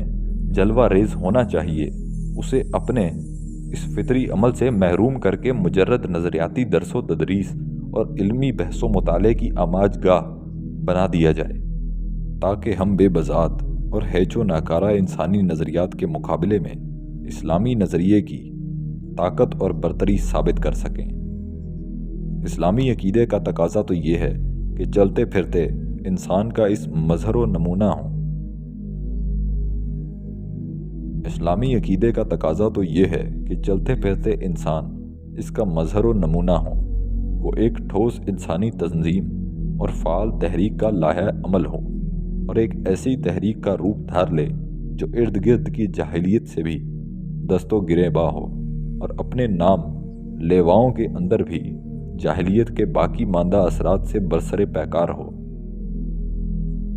اس لیے کہ اس عقیدے کو حرز جاں بنانے سے پہلے وہ بھی تو اسی جاہلیت کا ایک جز تھے، اور بچے کچے جاہلی اثرات کا ان میں پایا جانا عین ممکن ہے۔ اسلامی عقیدہ اپنی اس ماہیت کے لحاظ سے قلوب و اذہان کا اس قدر وسیع و عریض رقبہ گھیر لیتا ہے، جو اس رقبے سے کہیں زیادہ وسیع و طویل ہوتا ہے، جو نظریاتی بحثوں کے دائرے میں آتا ہے، لیکن وہ صرف قلوب و اذہان کو اپنی جولان گاہ بنانے ہی پر اکتفا نہیں کرتا، بلکہ اعمال و کردار کی لامحدود پہنائیوں پر بھی چھا جاتا ہے۔ الوہیت، کائنات، زندگی اور انسان، یہ وہ مباحث ہیں جن کے بارے میں اسلام کا تصور نہایت جامع، ہمہ گیر اور کامل ہی نہیں، حقیقت پسندانہ اور ایجابی بھی ہے۔ اسلام اپنے مزاج اور فطرت کی بنا پر یہ گوارا نہیں کرتا کہ وہ نرے عقلی اور علمی تصور کا تجریدی ڈھانچہ بن کر رہ جائے، یہ اس کے فطرت کے بھی منافی ہے اور اس کی غایت اور نصب العین کے بھی خلاف ہے۔ اسے جو بات پسند ہے وہ یہ ہے کہ وہ زندہ انسانوں کے پیرائے میں نمودار ہو، ایک زندہ تنظیم اس کی نمائندہ اور ایک عملی تحریک اس کی عملی تفسیر ہو۔ اس کا طریقہ ارتقا بھی نرالا ہے، یہ چلتے پھرتے افراد، سیماب آسا تنظیم اور فعال تحریک کے اندر سے کھیتی کی طرح اگتا اور نشونما پاتا ہوا اس مرحلہ پختگی تک پہنچ جاتا ہے جہاں نظری لحاظ سے بھی اور عمل و واقع کے لحاظ سے بھی اس کی تکمیل ہو جاتی ہے۔ اپنے دور نمو میں وہ کبھی مجرد نظریہ کی حیثیت سے زندگی کے عملی مسائل سے الگ تھلگ نہیں رہتا، بلکہ واقع اور عمل اور حرکت کے جلو میں تمام مراحل طے کرتا ہے۔ رہا یہ طریقہ کہ پہلے اسلامی تصور کی نظری اور تجریدی حیثیت سے پختہ و پز کر لی جائے اور بعد میں اسے تحریک و عمل کی دنیا میں پروان چڑھایا جائے، تو نشونما کا ایسا طریقہ اس دین کی فطرت، اس کے نصب العین، اس کی مخصوص ترکیب عنصری ہر لحاظ سے نامناسب بھی ہے اور خطرناک اور نقصان دہ بھی۔ اللہ تعالیٰ کا ارشاد ہے، اور اس قرآن کو ہم نے تھوڑا تھوڑا کر کے نازل کیا ہے تاکہ تم ٹھہر ٹھہر کر اسے لوگوں کو سناؤ، اور اسے ہم نے موقع موقع سے بتدریج اتارا ہے۔ سورہ بنی اسرائیل آیت نمبر 106۔ اس ارشاد کی روح سے اسلام میں دونوں پہلو قصداً بیک وقت اختیار فرمائے گئے ہیں، قرآن کی رفتہ رفتہ تنزیل اور پھر اسے لوگوں کو ٹھہر ٹھہر کر سنانا۔ یہ طریقہ اس لیے اختیار فرمایا گیا تاکہ عقیدے کی بنیادوں پر تعمیر ہونے والا نظام ایک زندہ اور فعال تنظیم کے پیکر میں نمودار ہو کر پایہ تکمیل کو پہنچے، نہ کہ نظریہ محض کی شکل میں۔ دین کا طریقہ فکر و عمل بھی ربانی ہے۔ اس دین کے علم برداروں کو یہ بات بھی اچھی طرح ذہن نشین کر لینی چاہیے کہ جس طرح یہ دین ربانی نظام ہے، اسی طرح اس کا طریقہ کار بھی وحی الہی پر مبنی ہے۔ دین کی اصل فطرت اور اس کے طریقہ کار دونوں میں مکمل مناسبت اور ہم رنگی ہے، چنانچہ دین کو اس کے مخصوص طریقہ کار کے تحت روبہ عمل نہ لانا صحیح لا حاصل ہے۔ دونوں کو ایک دوسرے سے جدا نہیں کیا جا سکتا۔ نیز یہ بھی سمجھ لینا چاہیے کہ جس طرح یہ دین فکر و نظر کے انقلاب سے کردار و عمل کی دنیا میں انقلاب برپا کرنے کے لیے آیا ہے، اسی طرح اس کا مشن یہ بھی ہے کہ وہ اس منہاج فکر کو بھی بدل ڈالے جو عقیدے کی تعمیر اور عملی زندگی میں انقلاب برپا کرنے کے لیے اختیار کیا جاتا ہے۔ یہ دین عقیدے کی تعمیر بھی کرتا ہے اور امت کی تشکیل بھی، اور ساتھ ہی اپنے مخصوص نظام فکر کو بھی فروغ دیتا ہے، اور اسے رائج کرنے پر اسی درجہ قوت صرف کرتا ہے جس درجہ عقیدے کی تاسیس اور عمل کی تبدیلی پر کرتا ہے۔ چنانچہ اس دین کا مخصوص نظام فکر، اس کی مخصوص آئیڈیالوجی اور اس کی مخصوص نوعیت کی جاندار تحریک، یہ تینوں جدا جدا اور الگ نہیں ہیں، بلکہ بیک وقت سر انجام پاتے ہیں، کیونکہ ایک ہی پھول ہے جس کی یہ پنکھڑیاں ہیں۔ تشریح بالا سے ہمیں معلوم ہو گیا ہے کہ دین کا اپنا مخصوص طریقہ کار ہے۔ اب دوسرے قدم پر ہمیں یہ بھی معلوم رہنا چاہیے کہ یہ طریقہ کار منفرد ہے اور ابدی ہے۔ یہ طریقہ کار دعوت اسلامی کے کسی مخصوص مرحلے سے وابستہ نہیں ہے، نہ یہ کسی مخصوص حالات رکھنے والے کسی ماحول کے لیے اترا ہے، نہ صرف ان حالات کے لیے تجویز کیا گیا ہے جو اولین اسلامی جماعت کے قیام کے وقت موجود تھے، بلکہ یہ طریقہ کار زمان و مکان کی قیود سے آزاد ہے، اور جب کبھی دین حق کا قیام و فروغ عمل میں آئے گا، اسی طریقہ کار کے نتیجے میں آئے گا۔ اسلام کی ذمہ داری محض اتنی نہیں ہے کہ وہ لوگوں کے عقائد و اعمال میں انقلاب برپا کر دے، بلکہ یہ بھی اس کی ذمہ داری میں شامل ہے کہ وہ لوگوں کے طرز فکر اور انداز نظر کو بھی بدل ڈالے، اور تصورات اور حالات کے بارے میں ان کے زاویہ نگاہ میں بنیادی تبدیلی پیدا کر دے۔ چونکہ اسلام کا نظام فکر بھی ہدایت الہی ہی سے ماخوذ ہے، اس لیے یہ اپنی فطرت و ساخت کے لحاظ سے ان تمام ناقص و بے روح اندازہائے فکر و نظر سے سراسر مختلف ہے جنہیں فانی اور کوتاہ نظر انسانوں نے تخلیق کیا ہے۔ جب ہم اسلام کو ایک نظریہ مجرد کی حیثیت سے سمجھنے کی کوشش کرتے ہیں اور چاہتے ہیں کہ یہ صرف بحث و مطالعے کے حلقے کی رونق بنا رہے، تو اس طرح ہم اسے اس کے ربانی طریقہ کار اور ربانی طرز فکر دونوں سے جدا کر دیتے ہیں، اور اسے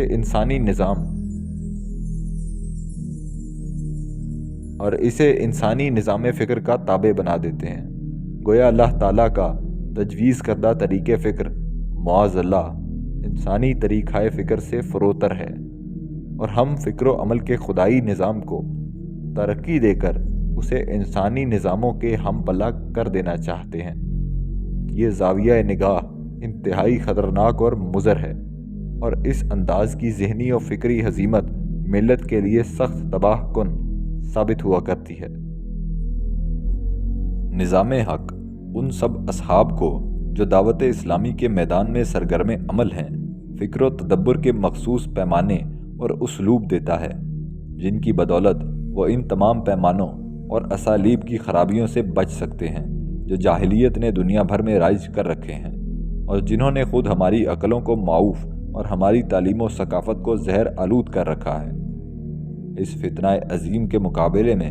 اگر ہم نے اس دین کو ایسے انداز سے سمجھنے کی کوشش کی جو اس کی فطرت کے لیے بالکل اجنبی ہے اور جاہلیت غالبہ ہی کا ایک نتیجہ ہے، تو ہماری یہ کوشش دوہرے خسارے پر منتج ہوگی۔ ایک طرف ہم دین کو اپنے اصل وظیفے اور عمل سے معطل کر دیں گے جسے سر انجام دینے کے لیے وہ انسانیت کے پاس آیا ہے، اور دوسری طرف ہم بحیثیت انسان اپنے آپ کو ایک ایسے سنہری موقع سے بھی محروم کر لیں گے جس میں ہم عصر حاضر کے جاہلی نظام سے گلو خلاصی کرا سکتے تھے، اور جاہلیت کے ان تمام زہریلے اثرات سے اپنے آپ کو بچا سکتے تھے جو ہمارے ذہنوں اور ہماری تربیت میں پائے جاتے ہیں۔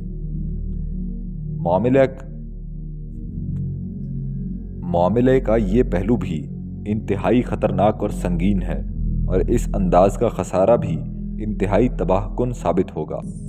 اسلامی انقلاب برپا کرنے کے لیے خود نظام فکر اور لائحہ عمل کی جو اہمیت و ضرورت ہے، وہ اس اہمیت و ضرورت سے کسی پہلو کم نہیں ہے جو اسلام کے عقیدے اور نظام حیات کو حاصل ہے، کیونکہ یہ تمام پہلو ایک دوسرے سے منفک اور جدا جدا نہیں ہیں۔ ہمیں یہ خیال خواہ کتنا ہی اچھا اور خوشنما معلوم ہو، اور ہم اسلام کے عقیدے اور نظام کی خوبیوں کو زبان و قلم سے چاہے کتنا ہی واضح کرتے پھریں، مگر یہ حقیقت ہماری نگاہوں سے اوجھل نہیں ہونی چاہیے کہ ہماری یہ خدمت دنیا کے اندر اسلام کو کبھی ایک واقعہ اور تحریک کی صورت میں برپا نہیں کر سکتی، بلکہ یہ بات بھی فراموش نہ کرنی چاہیے کہ اس شکل میں اگر ہم اسلام کو پیش کرتے رہیں گے تو اس سے باہر کے لوگ نہیں، صرف وہ گروہ ہی استفادہ کر سکے گا جو بالفعل اسلامی تحریک کے لیے کام کر رہا ہے، اور خود یہ گروہ بھی زیادہ سے زیادہ اس سے جو استفادہ کر سکے گا وہ یہ ہے کہ اپنے تحریکی سفر میں وہ جس مرحلے تک پہنچ چکا ہے اس مرحلے کی ضرورت و تقاضا کو اس کی مدد سے پورا کر سکے۔ لہٰذا اس مناسبت سے میں دوبارہ یہ کہوں گا کہ اصل طریقہ یہ ہے کہ ایک طرف اسلامی عقیدے کو بلا تاخیر عملی تحریک میں تبدیل ہونا چاہیے، اور دوسری طرف یہ تحریک بھی اسی ساعت سے عقیدے کی صحیح تصویر اور حقیقی ترجمان ہونی چاہیے۔ میں مکرر کہوں گا کہ اسلام کے غلبے کا یہی فطری طریقہ کار ہے، اور یہ طریقہ کار نہ صرف خوب تر اور سیدھا اور صاف ہے بلکہ نہایت مؤثر، دل نشین بھی ہے، اور ان تمام طریقہ کار کا نسبت فطرت انسان سے زیادہ قریب ہے، جو پہلے نظریات و افکار کی تراش خراش کر کے انہیں مجرد علمی بحثوں کے انداز میں لوگوں کے سامنے پیش کرتے ہیں، حالانکہ وہ مرحلہ کہ انسان ان نظریات کے بل پر کوئی عملی تحریک اٹھائیں یا خود ان نظریات کا چلتا پھرتا نمونہ بنے اور ان کی رہنمائی میں منزل بمنزل کوئی پیش قدمی کریں، ابھی بہت دور ہوتا ہے، نہ کبھی اس کے ان لوگوں کو پیش آنے کا امکان ہی کہیں موجود ہوتا ہے۔ اسلامی نظام کے نفاذ سے پہلے اسلامی قانون کا مطالبہ درست نہیں۔ یہ نقطۂ نگاہ اگر بذات خود اسلام کے نظریے و عقیدے کے بارے میں درست ہے تو اسے اسلامی نظام کی بنیادوں اور اس کی قانونی تفصیلات کے بارے میں قدرتی طور پر بدرجائے اولیٰ صحیح ہونا چاہیے۔ یہ جاہلیت جو آج ہمارے گرد و پیش میں بری طرح چھائی ہوئی ہے، جہاں یہ دعوت اسلامی کے بعض مخلص خادموں کے اعصاب پر اس قدر بارے گراں بن رہی ہے کہ وہ بے صبر ہو کر اسلامی نظام کے تمام مراحل کو بعجلت عبور کر جانا چاہتے ہیں، وہاں وہ انہیں ایک اور نازک سوال سے بھی دوچار کر رہی ہے۔ وہ ان سے بار بار یہ سوال کرتی رہتی ہے کہ اس نظام کی تفصیلات کیا ہیں جس کے تم دائی ہو، اسے نافذ کرنے کی خاطر تم نے اس پر کتنی ریسرچ کر رکھی ہے، کتنے مقالے اور مضامین تیار کر رکھے ہیں، اور فقہ کو کس حد تک جدید اصولوں پر مرتب کر رکھا ہے۔ گویا آج لوگوں کے پاس شریعت اسلامی کو جاری و ساری کرنے کے لیے اور کسی چیز کی کمی نہیں ہے، صرف فقہی احکام اور فقہی تحقیقات کی کمی ہے۔ وہ اللہ کی حاکمیت کو بھی مان چکے ہیں اور اللہ کی شریعت کو حاکم بنانے پر بھی راضی ہیں، بس ایک ہی کسر رہ گئی ہے، اور وہ یہ ہے کہ مجتہدین کی طرف سے ابھی تک انہیں جدید طرز پر مدون کی ہوئی فقہ سپلائی نہیں کی گئی۔ در حقیقت یہ اسلام پر ایک نہایت رقیق طنز ہے، اور اس پر ہر اس شخص کو آتش پا ہو جانا چاہیے جس کے دل میں دین کا ذرہ بھر بھی احترام اور غیرت موجود ہے۔ جاہلیت کے ہتھ کنڈوں سے متنبہ رہنا چاہیے۔ جاہلیت اس طرح کی چھیڑ خانیوں اور اشغالہ بازیوں سے صرف یہ چاہتی ہے کہ کسی نہ کسی طرح اسے شریعت الہی کو رد کر دینے کا بہانہ مل جائے، اور وہ انسان پر انسان کی آکائی کے نظام کو قائم و دائم رکھ سکے۔ اس کی یہ بھی خواہش ہے کہ اسلام کے نام لیواؤں کو اقامت دین کے اس طریقہ کار سے پھیر دے جو اللہ تعالیٰ نے تجویز فرمایا ہے، انہیں اس اصول پر قائم نہ رہنے دے کہ فکر و عقیدہ کی تعمیر تحریک کی شکل میں ہو۔ وہ طریقہ دعوت کا وہ مزاج ہی مسخ کر دینا چاہتی ہے جس کی روح سے اسلامی نظریے کی تکمیل تحریک کی طوفان خیزیوں کے منجدھار میں ہوتی ہے۔ نظام اسلامی کے خد و خال عملی کاوشوں کے ذریعے اجاگر ہوتے ہیں، اور قانون سازی اسلامی زندگی کے عملی مسائل اور حقیقی مشکلات کو سامنے رکھ کر کی جاتی ہے، لیکن داعیان حق کو جاہلیت کی اس فسوکاری پر دھیان نہ دینا چاہیے، بلکہ انہیں جرأت کے ساتھ ہر ایسے طریقہ کار کو ٹھکرا دینا چاہیے جو ان کی تحریک اور ان کے دین پر جاہلیت کی طرف سے ٹھونسا جا رہا ہو۔ داعیان حق کو موم کی ناک نہ بننا چاہیے کہ مخالف دین عنصر انہیں جس طرح چاہے توڑتا موڑتا رہے۔ ان کا فرض ہے کہ وہ جاہلیت کی تمام چال بازیوں کا بھانڈا پھوڑیں اور ان کا اچھی طرح کلا کما کریں،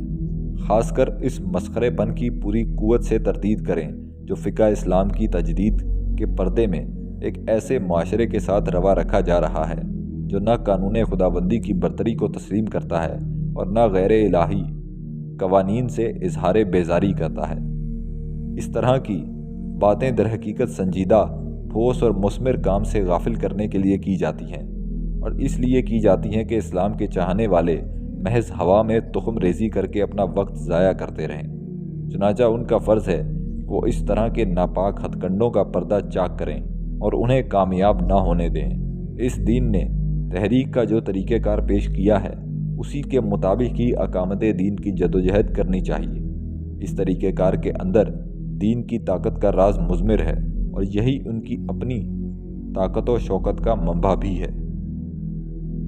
اسلام اور احیاء اسلام کا طریقہ کار دونوں مساوی اہمیت کے حامل ہیں، دونوں میں دوئی نہیں ہے۔ کوئی اور طریقہ کار خواہ وہ کیسا ہی جاذب نظر ہو اسلامی نظام کو کبھی غالب نہیں کر سکتا۔ انسانوں کے وضع کردہ نظام تو باہر سے درآمد کردہ طریقہ کار سے قائم و برپا ہو کر